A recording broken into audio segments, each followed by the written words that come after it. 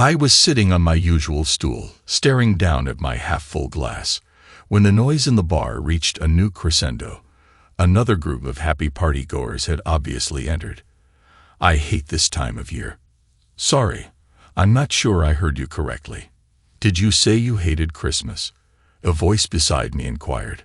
Bugger, I must have voiced my thoughts out loud. I hadn't intended to, but it was what I was thinking. Yeah, what's everyone got to be so happy about? Disturbing my peace. That's bloody what? I replied without looking at whoever had addressed me. Oh, come on, my friend. That's not quite the attitude you should have. It is Christmas, you know, a time for happiness and goodwill to all men. They're all just trying to enjoy themselves, the voice from beside me commented. I turned then and saw a short, rather rotund old man, complete with white hair and what could easily be taken for a false beard, sitting on the barstool beside me. To be honest, he looked like one of those Santa Claus impersonators who had stopped for a drink on his way home from work. Where the hell did he come from? I thought to myself. I don't remember noticing him arrive. Mind you, with the crush there was in the Rose and Crown bar that evening, the bleeding queen could have walked in, and no one would have seen her. Look, my friend, I come into this pub almost every night for a nice, quiet drink, and to drown my sorrows. Maybe I'll have a little chat with George, the barman, or a couple of my friends. None of us has anything in particular to be happy about. We all live alone with our own demons, and to be honest with you, we prefer to have our bar to ourselves.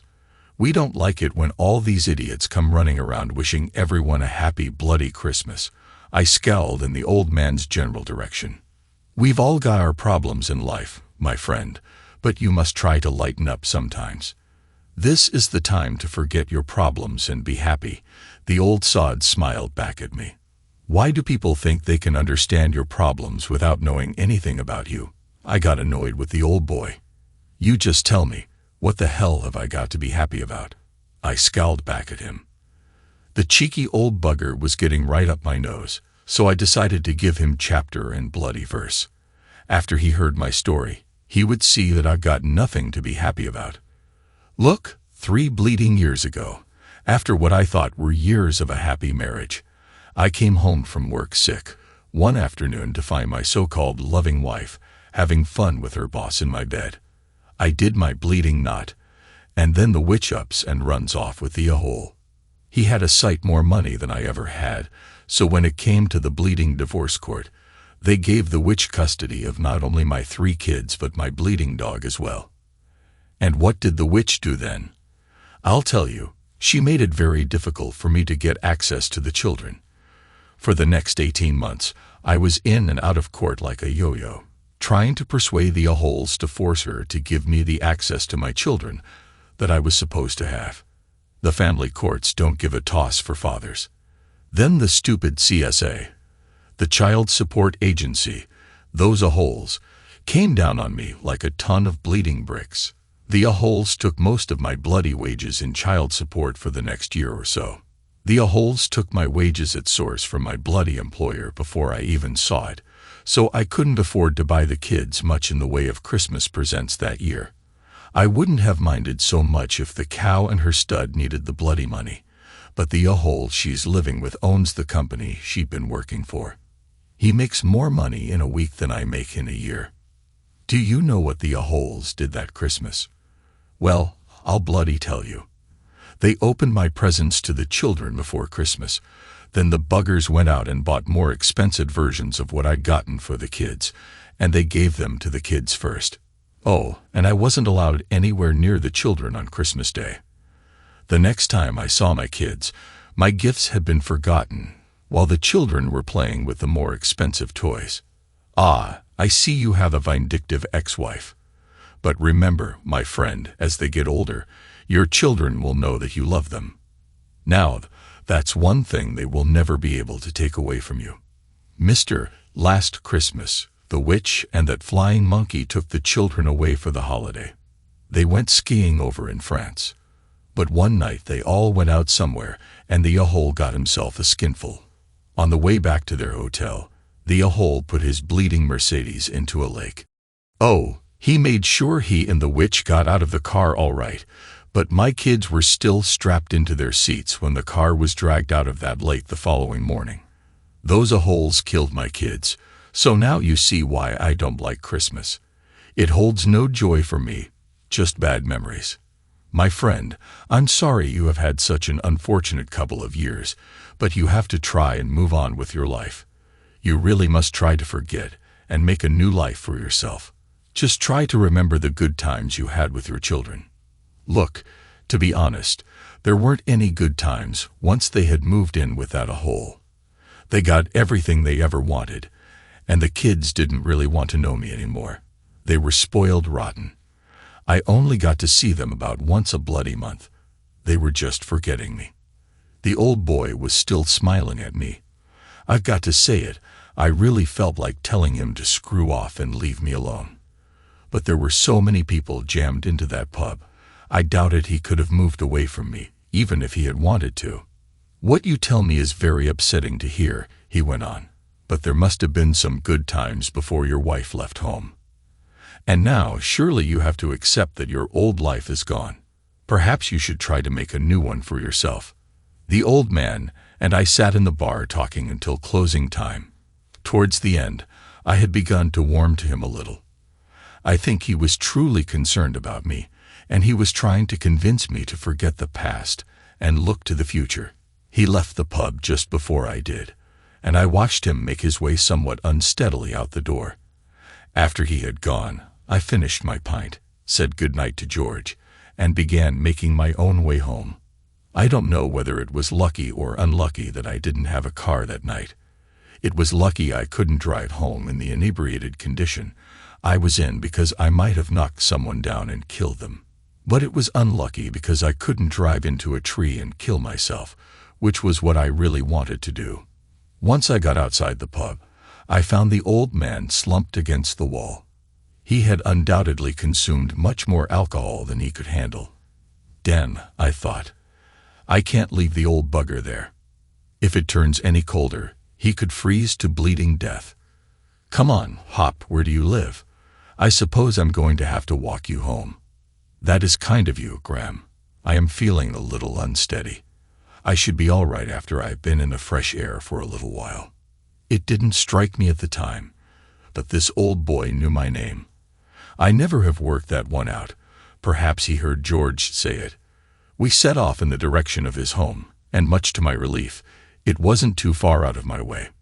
The old boy was leaning against me and chatting on about life. I must admit I wasn't really listening, so I don't remember a single word of what the old bugger said. I just wanted to get him home and then get back to my own bed. Suddenly, the old guy stood up straight, as if he wasn't drunk anymore. "Fire," he shouted. A little confused, I looked in the direction he was pointing. Sure enough, through the windows blackened with smoke of a nearby house, I could just make out a Christmas tree in flames. Then, with a God Almighty bang, the picture window exploded outward. The next second, the whole room was a roaring inferno, and flames were licking up the front of the building. "There's a woman and 3 children in that house," the old man said. Suddenly, I was as sober as a judge. I pulled my mobile phone from my pocket and, unlocking the keypad, passed it to the old man. "Call the fire brigade," I instructed him as I began running towards the house. They say that people do brave things because they don't think of the consequences of their actions. Well, I must tell you that as I threw myself at that front door, I knew there was a bleeding good chance that I wasn't going to be seeing the morning, and in my heart, I don't believe I really cared. I could feel the heat of the flames roaring out of the nearby window as I approached the door, which, much to my surprise, gave way at my first charge. Clouds of black smoke enveloped me as I staggered inside, only just retaining my balance. At this time of night, I figured that anyone inside the house who was still alive would most likely be upstairs in the bedroom. Most of these semi-detached houses are of a similar layout, and I found the staircase easily. Taking the stairs 2 at a time, I rushed up them, trying to shout fire at the same time, but the smoke choked me, and I couldn't speak. At the top of the stairs, I found the door to the room directly over where the seat of the fire was, so I tried that one first. Inside the room, I felt around. It was surprising how much smoke there was in there until I discovered the inert forms of two small children lying in their beds. I swept them both into my arms, and the next thing I remember, I was coming out of the smoke at the front door. Some young guy was standing there, and I literally threw the two young girls at him. Having taken a few deep breaths of clean air to recover, I turned and went back into the smoke. By this time, I could see that the flames were beginning to come through the door of the room where the fire was. As I got to the top of the stairs, there was a whooshing noise as the flames enveloped the door, and the fire flashed over into the hall. Through the smoke, I looked back down the stairs, realizing I wouldn't be going back out the way I came in. I headed for the back bedroom. Inside, I found a woman who had apparently been overcome by the smoke. I'm not a big guy, and I can't tell you how I managed to pick her up. One look out of the back window told me I wasn't going out that way either. Flames were licking up from the window below. It must have been an open lounge downstairs. Strange how these thoughts come into your mind. Back out on the landing, I made for the other front bedroom. Kicking the door open, I was relieved to see flashing blue lights outside through the window. I dropped the woman onto the bed, incidentally on top of her son, who was sleeping there, and grabbed a TV set from a bracket on the wall, throwing it through the window, hoping there was no one standing below. Then I kicked the rest of the glass out as best I could. I grabbed the boy first, and leaning out of the broken window, dropped him into the arms of a fireman who was now waiting below. The woman soon followed in the same manner. She was in no condition to object. Looking around, I saw that the flames were now in the room with me, so I threw myself after her, head first. Luckily, the fire crew were expecting me. I had to wonder if they trained to have people suddenly dropping on them. They did a damn good job of catching all of us. The firemen put one of their breathing sets on me to help clear my lungs of the smoke. I sat on the pavement and slowly recovered while the firemen tackled the blaze. I watched the ambulance crew working on the mother and boy. I didn't see the two girls, but there were several ambulances present by then, so they were probably in one further away. My head was throbbing, I suppose because of the smoke, as well as all the booze I'd consumed that evening. People kept coming up and congratulating me, telling me I was a hero. Damn, I didn't want or need that. Shortly after, the police came over and started moving everyone further back from the fire. I took this as my chance, and standing up, quietly disappeared into the crowd that had gathered. I mingled for a little while, and then made a hasty retreat. When I got home, I took a long shower to get rid of the smell of smoke. I thought I would have to get my clothes cleaned because they stank of smoke, but then I found some scorch marks on them. By the time I finally crawled into bed, it was almost morning. On Christmas Eve, I crawled out of bed around 10 with the biggest hangover I've ever had in my life. I figured it was half the beer and half the damn smoke. I was in the kitchen, popping coffee and aspirin, when I heard my mobile phone ringing.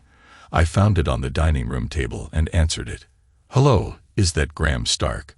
A female voice that I didn't recognize asked. "Yes. What's your problem?" I was back into my usual miserable old bugger mode. I'll admit, that was how I used to speak to people then. It kind of kept them away from me, and that was how I had grown to prefer things. "Oh, Mr. Stark, I just wanted to thank you for saving my children and me last night." "Who is this?" "My name is Sheila Monroe. It was my children and me that you pulled from the fire last night.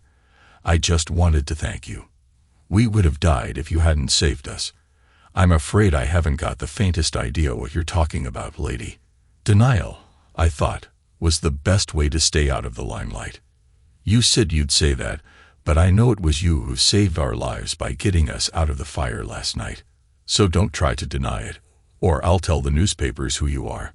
And I believe from what your friend has told me, you wouldn't want that. The press are going crazy trying to find you, you know." "Okay, it was me, but there's no need for any thanks. I didn't think about it. I just did it. "You really don't need to thank me," I told her. And then I began to wonder, "By the way, how did you know where to find me?" "Oh, your friend, the nice old gentleman, came in a little while ago. He said he was a friend of yours. He told me who you were and gave me your number. Would you like to talk to him?" "Yes, I would. I got a lot to talk to him about. He went off with my mobile phone last." I stopped speaking. What the hell was I talking about? I was talking to Sheila Monroe on my bloody mobile phone, but last night I gave it to the old bugger to call the fire brigade, and after I came out of that burning house, I never saw the old guy again. How the hell did I get my phone back? How the hell did he know my name? Oh, he seems to have gone. I can't see him around anywhere. I wouldn't worry about it. I think he has a habit of disappearing," she said. "Mr. Stark, I know this is a bit of an imposition on Christmas Eve, but is there any chance you could call by the hospital today? I really would like the opportunity for my children and myself to meet and thank you in person. We will not tell anyone who you are if that's what you wish. Dan and Blast." She was asking so nicely. How the hell could I refuse? "If you insist. But really just knowing you're all safe and well is enough thanks for me," I said. What a bloody hypocrite I was. I didn't really care a damn about her or her kids, and I couldn't for the life of me figure out why I had run into that burning house last night unless it was an unconscious effort to kill myself. But I agreed to go and see her a little later. It was probably about 1:30 when I found her at the hospital. Sheila Monroe was dressed in the strangest collection of clothes I'd ever seen. Well, I hadn't given them time to dress the night before, had I? Sheila knew who I was the moment I walked into the room. "Oh, Graham, how nice of you to come," she said, throwing her arms around my neck. Then she began talking to me as if I was an old family friend. There were 2 other people in the room, and they asked if I was her husband. She told them, "No, Graham is just a special friend." The couple left us alone, and then Sheila apologized for her behavior, saying the other people were reporters, and she thought they might wonder who I was. I thanked her, and then she took me in to meet her children. I was amazed that they all appeared to recognize me. The meeting, while friendly and a little overwhelming for me, was a bit strained. Let's face it, I didn't know this family, and I found their gratitude to me very embarrassing. I was uncomfortable as well because they reminded me of what I had lost. The children were about the same age as mine had been. Well, maybe a little younger. I really wanted to excuse myself and leave. I really shouldn't have gone there. The older of the 2 girls, Miranda, I would put her at about 8 years old, had latched onto my left arm and was hanging on for dear life. Then the boy, Jacob, I'd say a year or so younger, came over and took hold of my right hand and just never let go. The little one, IET, must have felt left out, but she solved that problem by climbing on my lap and locking her arms around my neck. I really didn't know what to say to them. I could see a big bruise on Miranda's face and remembered the impact it had with my shoulder as I picked her up the night before, but she never mentioned it. I hadn't been with them very long when a lady from social services arrived. She asked Sheila if she had any relatives or friends that they could stay with, but she didn't. The woman then told Sheila that she would book her and the children into a local bed and breakfast accommodation. I knew the dump she mentioned. It was a right bloody hellhole full of asylum seekers and illegals awaiting deportation. I don't know why I said it, but I suddenly heard myself telling Sheila that she and her children could come and stay at my place for a while. I had the room, I knew, but why I invited them to stay, I just don't know. Then I was really surprised to hear Sheila accepting my offer. This was all very weird when you come to think about it. You might have gathered that it was completely out of character for me to have even offered. Looking back now, it was pretty weird for Sheila to accept the offer of accommodation from someone who was really a complete stranger to her.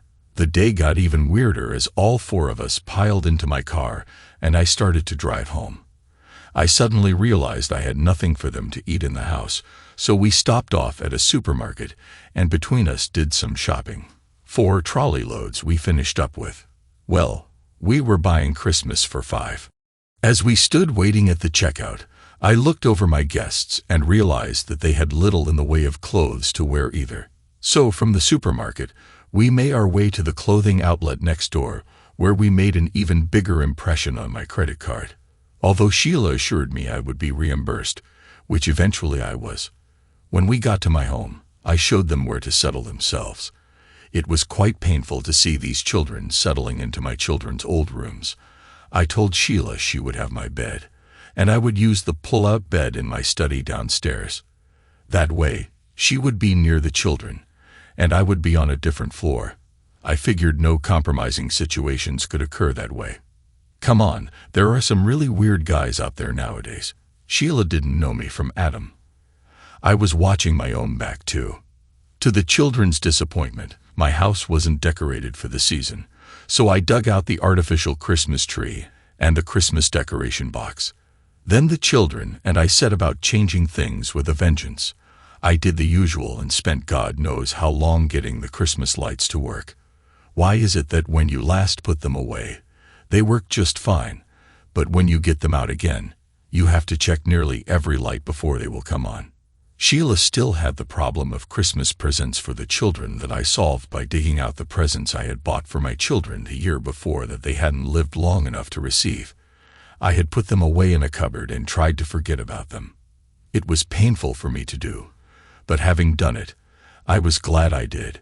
Sheila's children were about the same age as mine would have been. Christmas morning was an enjoyable time for me. The best Christmas day I'd had in years. I had some strange feelings watching the children open those presents. Look, I'm not going into that. It's far too painful. Sheila started cooking Christmas dinner while I played with the children.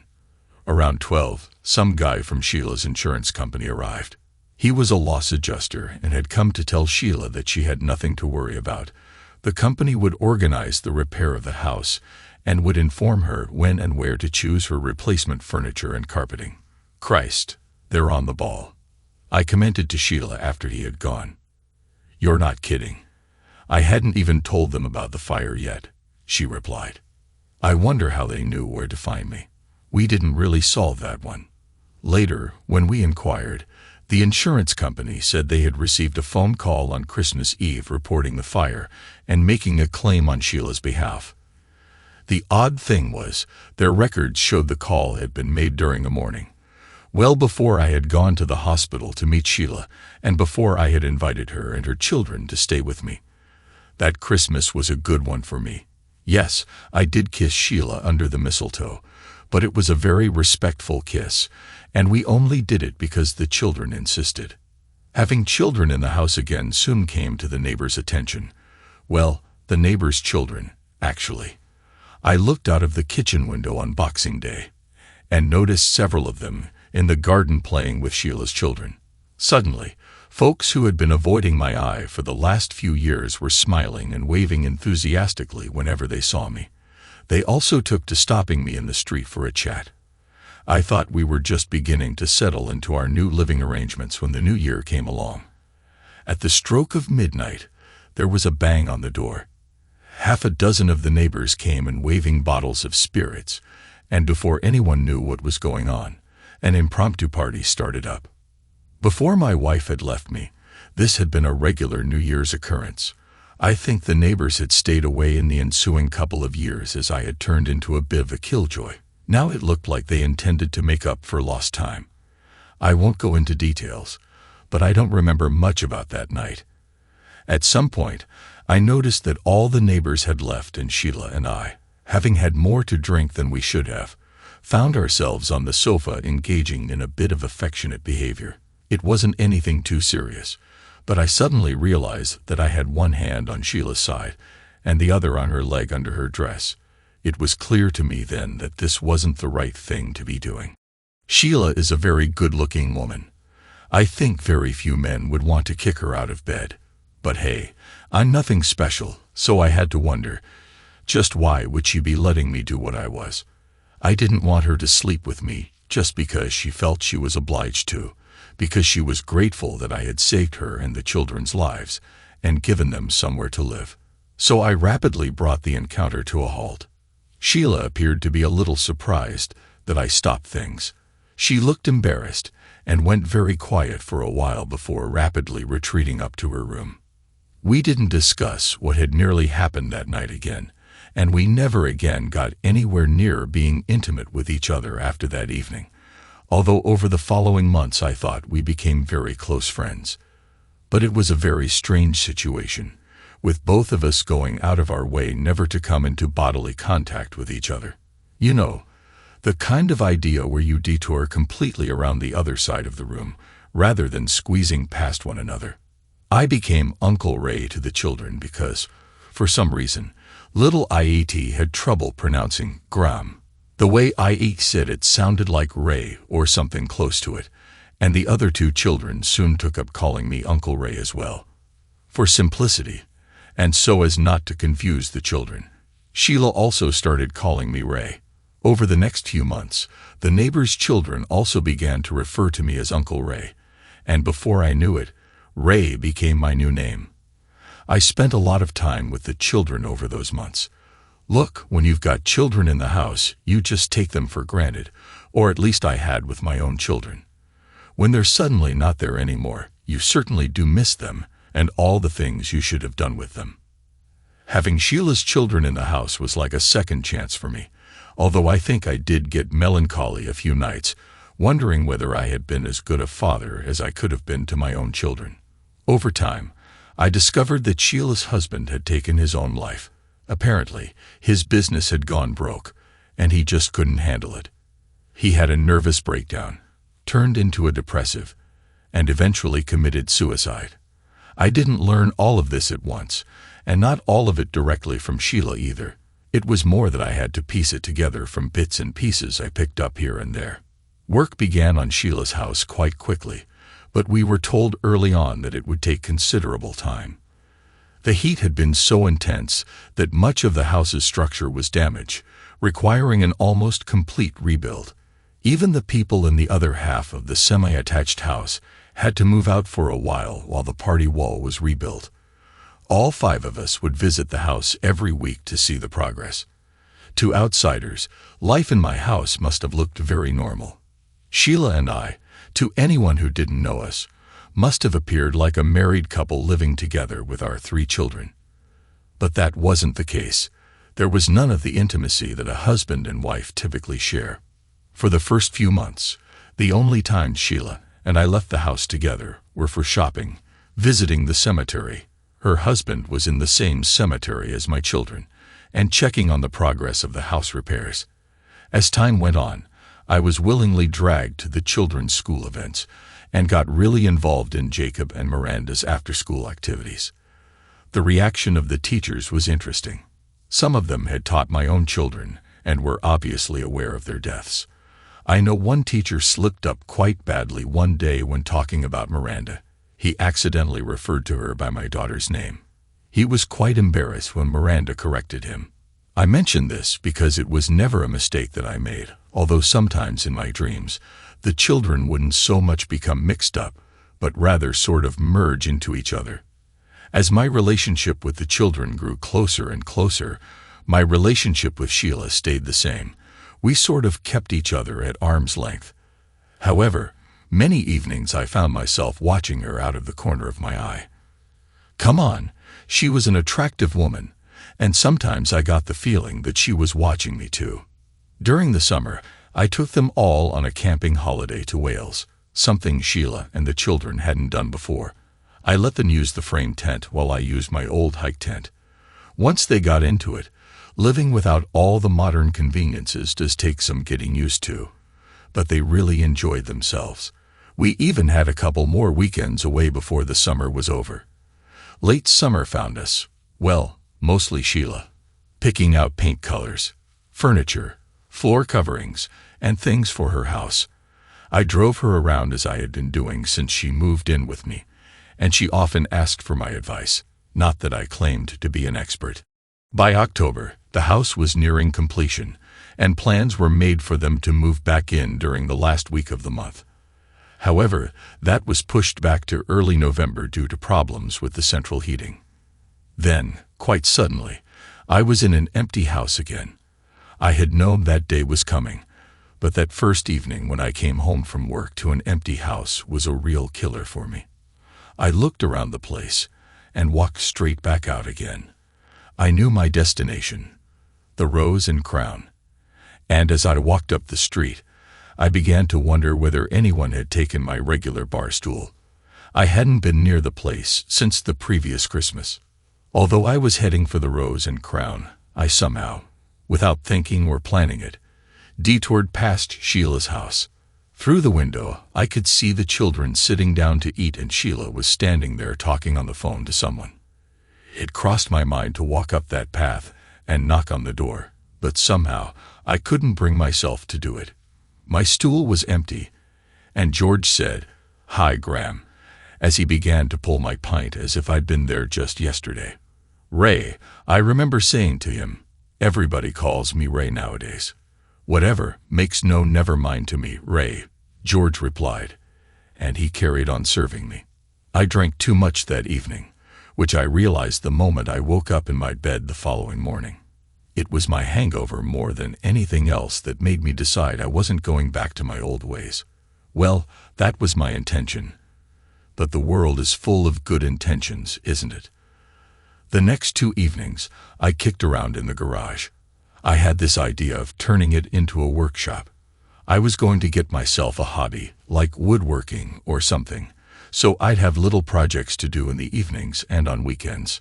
The next night, a neighbor invited me over for dinner. Now, let's be honest here, he was fiddling with his wife's car when I got home, and out of desperation for something to do, I went over to offer him a hand. In gratitude, his wife asked me to stay for a meal. I can't say I realized what was happening for the next week or so, but several neighbors began inviting me over for dinner in the evenings. Looking back now, I can see that it was all planned. Just by chance, the husband or wife would be out in the street when I got home from work, and they would start chatting. The next thing I knew, I'd be sitting down to eat with them. Often, the subject of Sheila and the children would come up, but I could only tell them I hadn't seen them since they moved out. This usually brought strange expressions to the wives' faces and awkward silences from the husbands. I think it was the second or third weekend after Sheila had gone home that I ran into her and the children at the supermarket. Let's be honest, I didn't just run into them. The children ran into me. And before I knew it, everybody in that bloody store was aware of it. I was suddenly sitting in my shopping trolley with the other two hanging on my arms. Luckily, the children were very vocal as Sheila, and I didn't seem to know what to say to each other. I took them over to McDonald's for ice cream after Sheila and I had finished our shopping while the children played around. Sheila told me about the teething problems she was having with the house. Nothing serious, just the kind of things you'd expect. Something made me invite them all back to my place for dinner that night. For a moment, I thought Sheila hesitated, but the children made the decision for her. To be fair, Sheila cooked the meal. Maybe that's why she'd hesitated, having sampled my cooking before. That afternoon was fun with the children over, even though they spent most of the time playing with the neighbors' children. I helped or hindered. Sheila never said which in the kitchen, and we seemed to get along as we had when she was staying with me. That is, until she asked me to call the children in and get them washed up. Unfortunately, we both tried to cross the kitchen at the same time and collided near the back door. Sheila lost her balance, and I grabbed her to stop her from falling.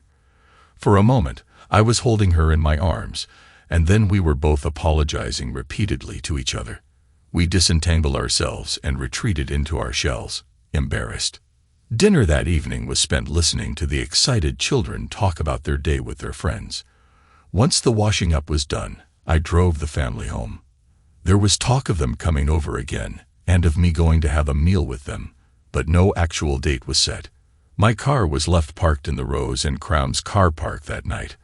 I was too drunk to drive it home. On Sunday, after I'd slept off the drink, I went back to the pub to retrieve it, and I spent another night parked there. Look, I just didn't want to go back to that empty house until I had to, or until I was so drunk I didn't notice the silence. On Monday morning, I didn't go to work. Instead, I went to the estate agent to put my house on the market. I had no idea where I was going to live, but I knew I couldn't live in that empty house anymore.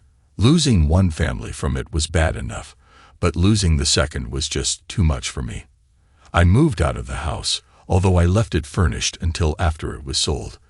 The agents told me it's easier to sell a house when it's furnished. I moved into a small residential hotel near where I worked.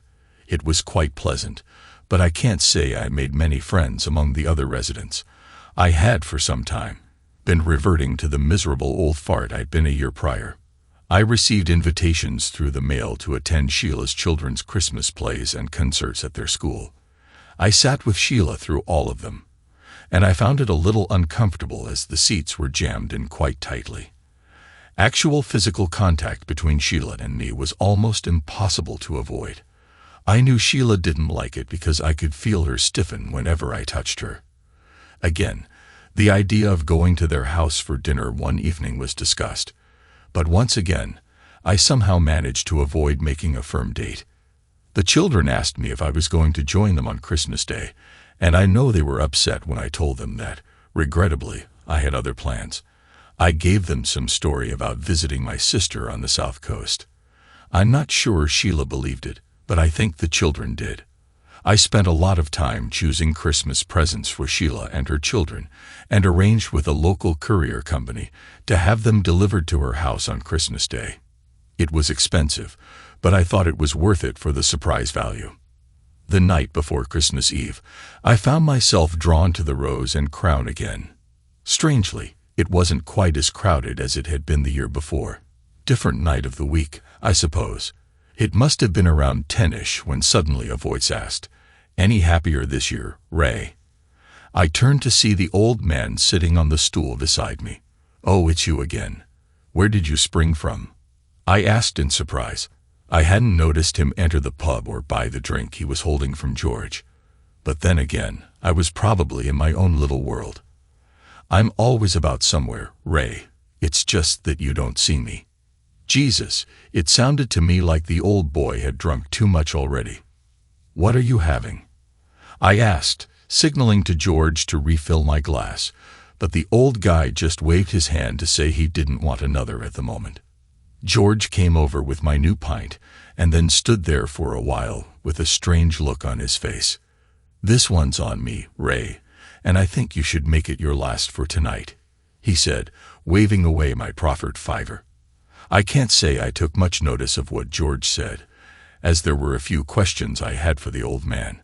"Where did you get to that night of the fire?" I asked him. "When I came out of that house, you were nowhere to be seen." "I was busy, Ray," the old man replied, then paused as if thinking about what to say next. "Before I retired, I was a pediatrician. I was in the ambulance, helping the paramedics with the children. By the time I came out, you were gone. But my telephone, how did you get that back to me?" "I gave it to a policeman. You know, you didn't look too good when you came out of that house. I assume he must have given it to you or put it in your pocket." Well, I had to admit that could have been how I got the phone back. I couldn't exactly recall what happened or what was said when the police officer came over and asked everyone to move further away from the fire. "You went to the hospital the next day," I said, still trying to get my head around this old man and his actions. "Of course I did. I wanted to see how the children were recovering. You know, that was very fortunate timing the night of the fire. Just a couple of minutes later, and there would have been a disaster. But you gave Sheila my phone number. How did you know that? Or my name?" "From your mobile phone, Ray. You have your name and number on a label on the back." That was true. I was using a company mobile, and as they were all the same, we had labels on them to indicate whose was whose when they were lying around the office. While I drank my pint, I kept asking the old man questions, to which he gave reasonable answers. But there was something about him that didn't add up in my mind. "So, Ray, are you spending Christmas with Sheila and the children?" he suddenly asked. "No, I didn't think that was a good idea," I replied. "And why ever not?" he demanded, a shocked tone in his voice. Because what? Come on, out with it." Those children are going to miss seeing you because of Sheila. I looked around to see if anyone was within earshot. George was serving another customer at the far end of the bar, but no one else was standing very close. I think I'd fallen in love with her. And that's a good reason for not spending Christmas with her. I'd have thought that was a damn good reason to spend time with her and her family. But she doesn't feel the same way about me. What the hell gives you that idea? Well, I did something really stupid. Dan, I can't understand why I'm telling you this. Perhaps you need to. Now come on, out with it, the old man urged. New Year's Eve last year, she had only been in my house a couple of days, and I'm ashamed to say I kind of overstepped the mark. I think I upset her. Oh, and just how did you overstep the mark?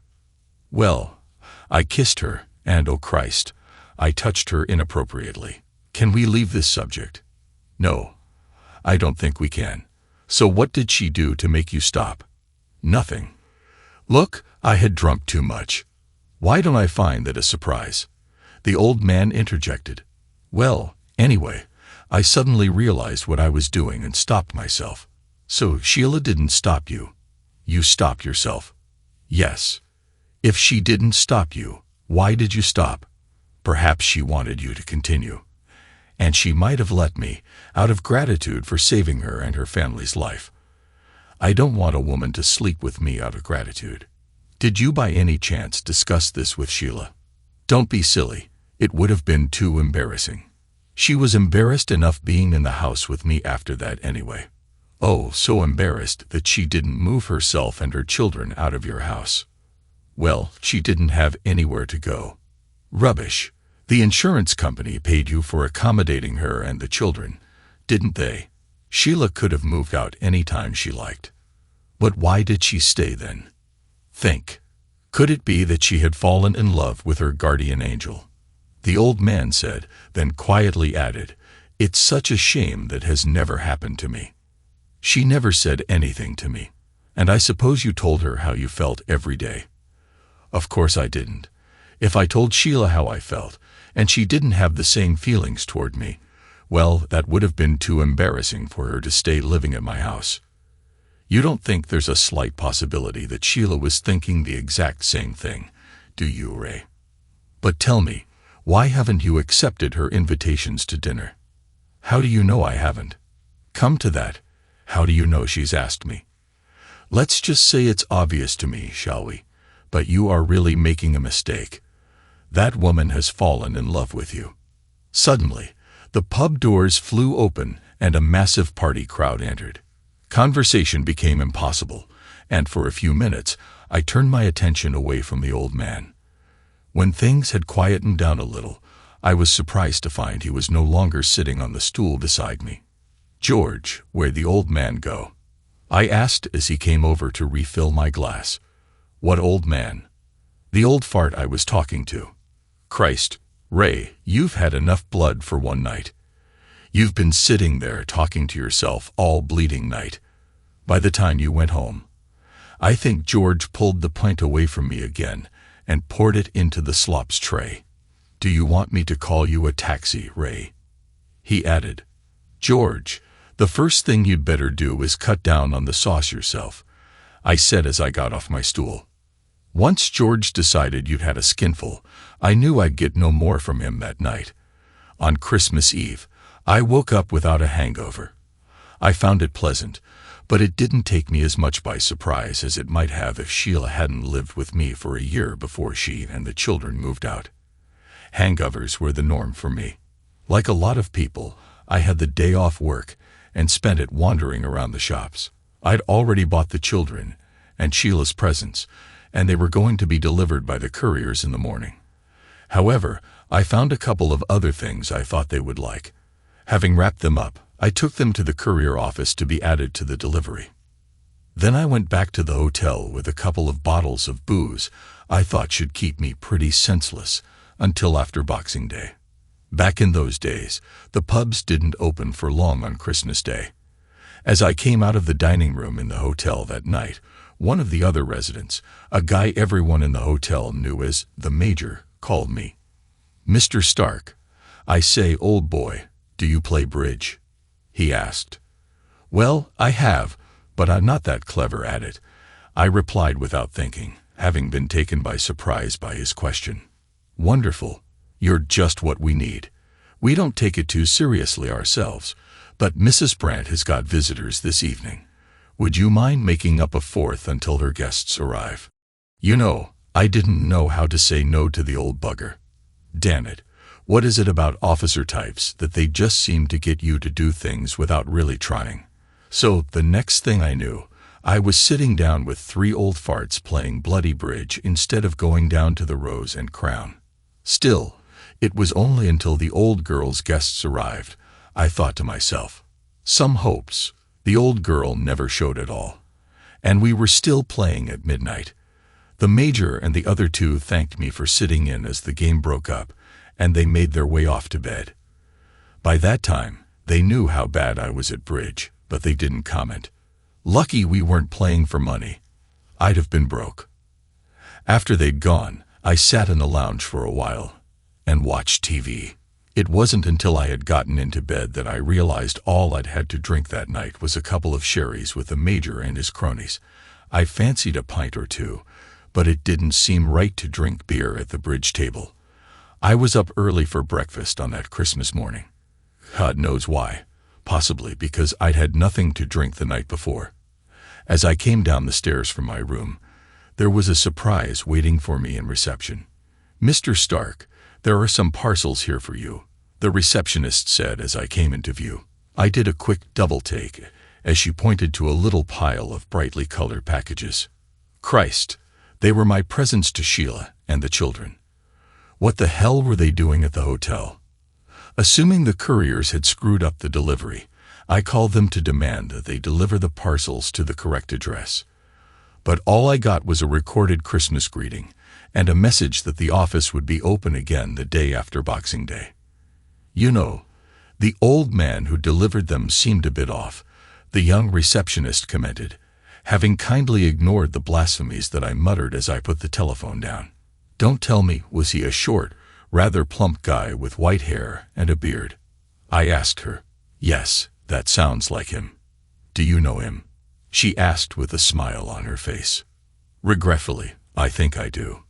Can you call me a taxi and ask them to deliver these for me? Certainly, Mr. Stark. Go and have your breakfast, and I'll call you when the taxi gets here so you can pay him. The girl still hadn't called me when I came out of the dining room after my leisurely breakfast. I'm sorry, Mr. Stark, but it doesn't make sense. I've tried every taxi company that we normally use, and none of them have a car available. It might not make sense to you, but where that old man is concerned, it definitely is starting to make sense to me. Young lady, would you mind helping me carry these out to my car? As I pulled into Sheila's drive, the front door opened, and all 3 children rushed out to greet me. I won't go into the rest of the day, but I will say that although I had said I wasn't going to be there, my attendance did appear to have been anticipated. I noted the dining room table had already been laid to seat 5.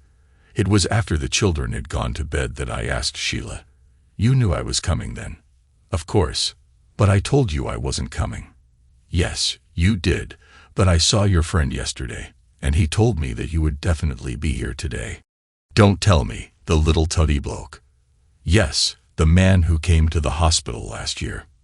"Did he by any chance say anything else?" "Only that I should lock the door after you came in and get my hands on your car keys." I looked at the coffee table where I'd put my keys. They were gone. "Looking for these?" Sheila asked, holding my car keys up for me to see. "Yes, can I have them, please?" "Of course. Just come and get them," Sheila replied, as she simultaneously pulled the dress she was wearing away from her chest and dropped the keys down her cleavage. Then she sat there and smiled at me. "What am I supposed to do now?" I asked. "Come and get them," Sheila said as she jumped out of her seat and headed for the lounge door at a run. "You know where the bedroom is, don't you?" Sheila and I were married less than a month later. Well, you knew that was coming even if I didn't, but there are none so blind as those who won't see. We've been living in this house together happily now for the last 13 years. I'm sitting here this Christmas Eve with my loving wife beside me, looking at an old scorched photograph hanging over the fireplace. It was just after our wedding when some photograph albums that had been recovered from Sheila's burned-out house were finally returned to her. They had been damaged by water and the fire itself. The insurance company had sent them off to specialists to see if any could be saved. "Who's this?" I asked Sheila as we looked through them for the first time. "My grandfather, my father's dad. I love that picture. Doesn't he remind you of Father Christmas? I thought he looked like the old guy, you know, the one you call my friend." "No, I don't think so. He's much shorter than grandfather was. Strange, though. When I was younger, I seem to remember that he had a sterner look on his face, but he's positively beaming there. I suppose the memory plays tricks on us." Thanks to everyone who took the time to listen to today's stories. If you enjoyed it, please consider liking and subscribing if you haven't already. Feel free to share your thoughts on the events in the comments below. Take care.